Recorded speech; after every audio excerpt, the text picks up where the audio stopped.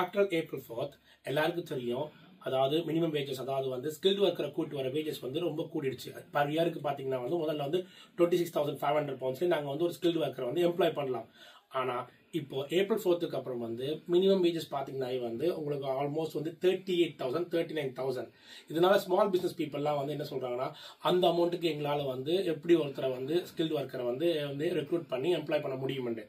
But அவங்களுக்கு இன்னொரு சின்ன ஒரு இன்ஃபர்மேஷன் இருக்கு. என்னன்னு சொன்னா, நீங்க ஸ்டில் வந்து ஒரு 31,000 poundsல வந்து நீங்க வந்து ஒரு எம்ப்ளாயர் வந்து ரெக்ரூட் பண்ண முடியும். ஆனா அதுக்கு என்ன கண்டிஷன் இருக்குன்னா, அவங்க வந்து இங்க வந்து டிகிரி முடிச்சிருக்கணும், அல்லது இங்க ஆல்ரெடி வந்து டிகிரி முடிச்சுட்டு PSW இருக்கணும், இல்லாட்டி நீங்க வந்து அவங்களுக்கு 26 வயசுக்குள்ள இருந்தா நியூ என்ட்ரன்ட் ரூல் மூலமா வந்து ஸ்டில் வந்து there is a discount allowance மாதிரி இருக்கு. நீங்க 31,000 poundsக்கு அவங்களுக்கு வந்து நீங்க ஸ்டில் வந்து ஸ்கில்ட் ஒர்க்கர் கொடுக்கலாம்.